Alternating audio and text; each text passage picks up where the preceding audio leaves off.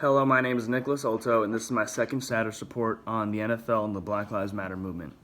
In my first status report, I focused more on the history of the Black Lives Matter movement and racial injustices to the black community, and also focused on movements from the players.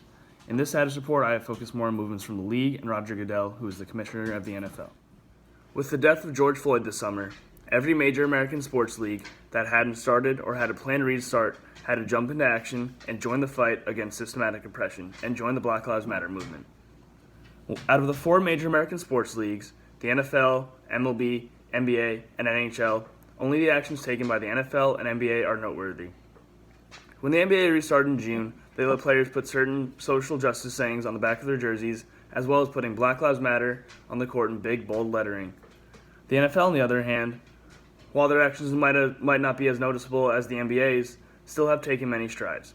The NFL plans on donating $250 million over the next decade to the Black Lives Matter movement, and also put social justice messages at the back of the end zones and stadiums that hosted Week 1 games and on players' decals on their helmets. One man who was forced to join the Black Lives Matter movement in 2020 was Roger Goodell. The last public experience that Goodell had with social injustice before this year was the kneeling of Colin Kaepernick in 2016.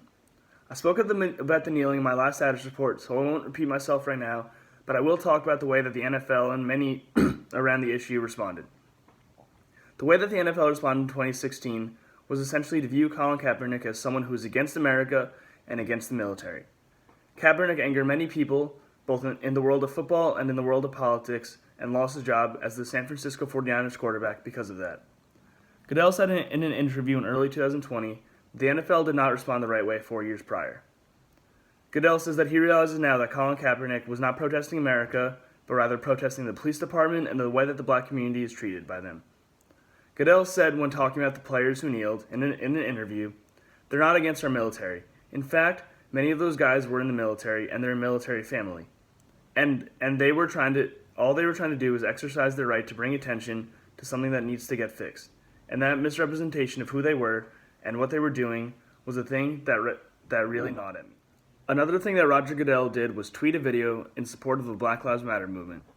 He tweeted the video through the NFL's account and received praise from many players who had participated in a video that Patrick Mahomes, who is the Kansas City Chiefs quarterback, posted separately from the league, but also in support of the movement. Goodell captioned his video on Twitter with, "We, the NFL, condemn racism and the systematic oppression of black people. We, the NFL, admit we were wrong for not listening to NFL players earlier and encourage all to speak out and peacefully protest. We, the NFL, believe Black Lives Matter. Hashtag inspire change."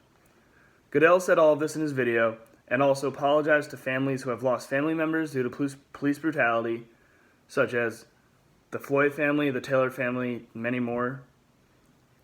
And he also said that the NFL plans on partnering with players who have had their voices heard and trying to improve how to raise awareness of this very serious issue in our country. Back in early October, Rodney McLeod, who is a safety for the Philadelphia Eagles, called the lack of support from certain NFL teams and owners sad and disheartening. McLeod compared what the NFL had done to what the NBA did during the restart and says that the NFL has lost sight of the players' mission, unlike the NBA did. McLeod does note that the NFL has taken steps to throw support to the movement between the $250 million donation to the movement over the next 10 years, putting social justice messages at the back of end zones, and letting players put social justice messages on the decals of their helmets. Another step that the NFL has taken that McLeod talks about is the NFL playing Lift Every Voice and Sing before all Week 1 NFL games. Lift Every Voice and Sing is a song from early 1900s by J. Rosamond Johnson and James Weldon Johnson and is considered by many to be the Black national anthem. The National Football League believed that playing this song before Week 1 games would make fans and players alike come together in support of the black community. Every single step that Goodell and the league have taken shows that they realize how serious of an issue police brutality and black injustices and oppression is in our country. Even though it took until 2020 and the death of George Floyd to realize the severity of this issue for the NFL, which it also took our country, they have shown through all their motions that they want this issue to end. Through all the motions that the NFL has taken since the death of George Floyd, it shows that the NFL is a much more progressed league than it was in 2016 when dealing with the Colin Kaepernick incident. The NFL needs support from the players and fans alike to have a season, and even though this season is different than any other because the sport is not for football, but rather for the league and for the Black Lives Matter movement. They still need this support to have a season. Thank you for listening to my second status report on the NFL and the Black Lives Matter movement, and I hope you have a good day.